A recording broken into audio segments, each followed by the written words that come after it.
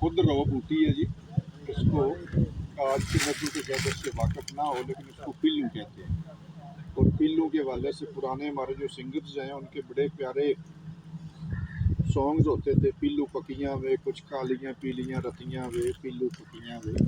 तो ये जनाब आज मैं इधर शूट पे हूँ, और शूट पे माशाल्लाह ये रत्ती मतलब लाल सुर्ख और नीली और जो डार्क ब्राउन और ब्लैक कलर की पिल्लू जो है वो आज मुझे मिली है।